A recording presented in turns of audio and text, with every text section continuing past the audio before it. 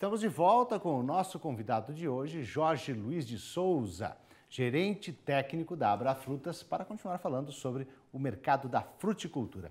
Jorge, no primeiro bloco nós temos umas linhas gerais aí dessa situação, né? Agora, qual é a maior dificuldade do Brasil em aumentar o volume de exportações? Eu diria para você que a fruticultura, diferentemente de outras cadeias produtivas, nós somos um grande produtor mundial, né, Lara? Estamos aí em terceiro lugar em volume, atrás de China e Índia, respectivamente, mas o nosso mercado interno sempre foi muito forte. E talvez pela característica da fruticultura estar concentrada mais nos médios e pequenos produtores, evidentemente criou-se um modelo, um padrão que exportar era muito complicado, muito difícil, quando na verdade não é. Então, em função disso, a fruticultura não desenvolveu o mercado internacional no mesmo time, no mesmo tempo, por exemplo, dos grãos e da carne. Nós estamos tentando recuperar esse aspecto porque a exportação ela é extremamente estratégica e fundamental na geração de renda para o produtor. Porque nós temos aí no mínimo 12, 15 espécies de frutas de grande volume comercializadas no Brasil, que o ciclo é sempre o mesmo. Na safra, os preços não cobrem os custos e na entre-safra o produto é valorizado, mas o produtor não tem para entregar, ou seja, a renda corre um risco de ficar comprometida. A exportação ela é um excelente aliado para o produtor para equilibrar um pouco essa questão de oferta e demanda e ele conseguir um preço médio ao longo do ano que seja remunerador e que ele possa continuar a sua atividade investindo, aumentando, enfim. Então nós estamos tentando recuperar isso e basicamente é desenvolvimento de cultura exportadora. Agora, como estão então as políticas públicas em relação ao mercado da fruticultura? Eu diria que nós notamos uma grande preocupação do governo brasileiro, porque fruta, por ser um produto in natura, tem a questão fitossanitária que sempre é muito delicada. Então, eu vou lhe dar um exemplo, eu vou falar aqui num tempo médio, evidentemente vai variar dependendo do país-alvo, das características desse país, do impacto que essa fruta brasileira pode causar no mercado local, então todos os países e o Brasil também cuida também da sua produção interna, mas em média um processo de abertura de mercado por questões técnicas, ele vai levar aí de 5 a 8 anos. Então você imagina, se eu quero vender, por exemplo, uvas para a Coreia do Sul, eu iniciando este processo agora, que é um pedido formal de governo para governo, eu no mínimo 5, 8 anos ali para eu conseguir aquela autorização para mandar a primeira remessa de frutas. E o Brasil tinha poucos acordos dessa natureza.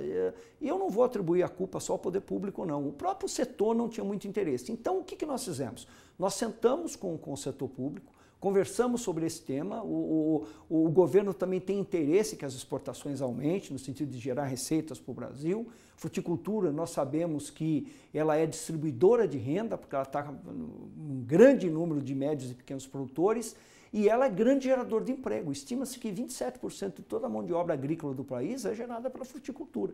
Então é extremamente conveniente, considerando o momento que nós estamos vivendo. Então a gente tem tentado recuperar e o caminho é esse, é pedir para os países a mostrar claramente a nossa intenção de exportar aquela fruta, iniciar o processo de análise de risco de pragas, as questões fitossanitárias, uma vez definidos esses parâmetros, a gente começar a efetivamente produzir dentro daquelas práticas requeridas para poder ofertar. Mas não é complicado, depois que você entra no processo, aquilo se torna uma rotina.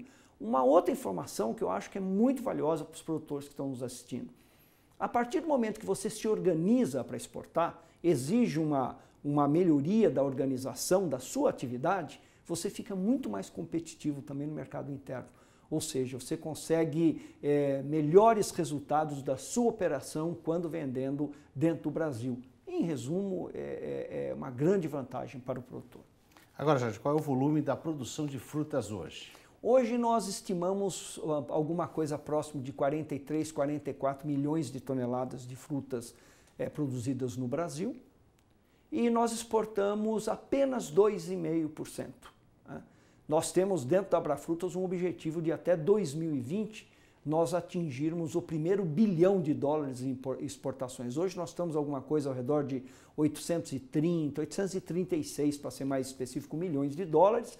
Então nós temos que, aí em praticamente 2 anos e meio, tentar chegar nesse 1 bilhão de dólares, que é perfeitamente factível. Só para te dar um número, nosso concorrente direto aqui, o Peru, que é um país que há 10 anos atrás nem tinha uma fruticultura tão consolidada como a nossa, já está na casa dos 2 bilhões e meio de dólares. Evidentemente, é uma série de fatores, é um país que tem um mercado interno muito pequeno, ele se voltou realmente para atendimento do mercado internacional, mas nós temos que ter essa ambição, nós temos que crescer.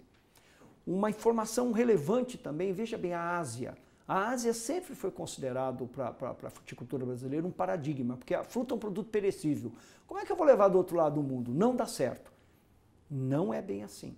Existem mercados asiáticos que eles querem produtos de qualidade, que aceitam dentro da sua estrutura de custos, dentro da estrutura da competitividade, aceitam um transporte aéreo e são demandantes dessas frutas. A China, nós estamos lutando para ter a primeira fruta ser exportada para a China, que deverá ser o melão, ainda não foi, ainda está em fase final de análise, ou seja, nós temos que avançar muito nessas negociações, porque a Ásia é um grande potencial. Hoje as nossas exportações estão 70%, até um pouco mais, concentradas na União Europeia.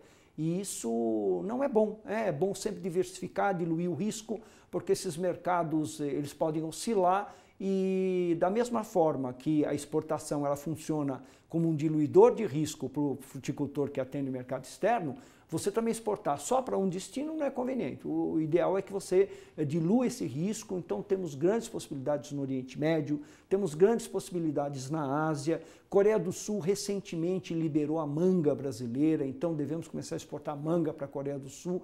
Enfim, existe toda uma grande oportunidade aí e a responsabilidade, como eu disse, como somos autorresponsáveis, a responsabilidade de desenvolver isso e criar os mecanismos para tornar isso um negócio rentável e sustentável é do setor. E aí, de novo, eu reforço a importância do associativismo. Então, os produtores que estão nos assistindo, que são produtores de fruta, procurem se informar, aderir às suas associações regionais ou à Abrafrutas diretamente, no sentido que esse trabalho tem que ser coordenado pela entidade de classe. Fica muito difícil fazer esse trabalho individualmente. Agora, há alguma cultura que esteja em melhor condição no mercado hoje e por quê?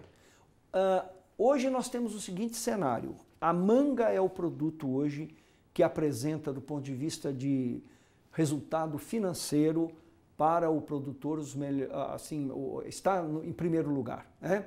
Em segundo lugar vem o melão, também somos um grande exportador de melão para o mundo todo, quiçá brevemente até para a própria Ásia. Então, mas assim, são frutas de grande volume que já têm um mercado consolidado. Existe uma outra grande oportunidade que são as frutas amazônicas para trabalhar no nicho de mercado de altíssimo valor, né? Quanto que uma fruta da Amazônia, saborosa,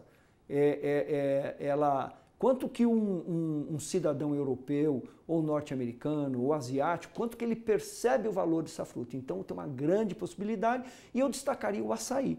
O grande desafio dessas frutas mais exóticas, inclusive para nós aqui do Brasil, né, ou frutas menos comuns, vamos chamar assim, o termo mais adequado, é que muitas delas têm um sistema de produção ainda extrativista. Então você não consegue regularidade. Independentemente de safra e entre safra, mas às vezes você está na safra e mesmo assim você não tem quantidade suficiente para atender o mercado.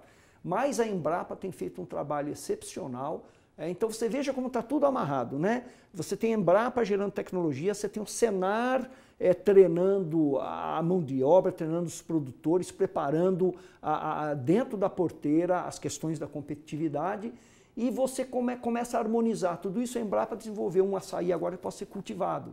Então nós estamos muito otimistas que o açaí tem demanda no mundo todo. Eu recentemente fui ao Irã, né, e para minha surpresa, na interlocução lá no Irã com compradores de grandes redes de supermercados, o Irã tem 80 milhões de habitantes, renda per capita alta, melhor do que a nossa.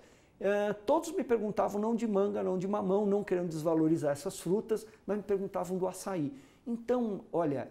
Ganhou mercado. Ganhou mercado. E as possibilidades de crescimento, elas são, assim, imensas. É só trabalhar direitinho que nós vamos chegar lá. Mas tem que ter uma escala anual, tem que ter uma escala, produção. Tem que organizar a produção. A palavra é isso, é organizar a produção. O mercado internacional até entende e aceita que você falou, olha, eu vou ter tal produto somente 3 meses do ano. Mas se você falou 3 meses, naqueles 3 meses você tem que ter.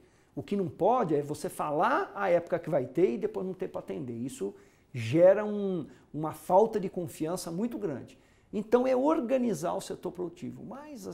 E mesmo para as frutas mais tradicionais, né, como eu disse, manga, melão, uva de mesa, Brasil, eu tive semana passada na região de Petrolina, nós estamos produzindo uva de mesa de excepcional qualidade, enfim, muitas oportunidades aí. Tá certo, eu agradeço a participação do gerente técnico da Abrafrutas, Jorge Luiz Souza, muito obrigado, tenha um bom dia.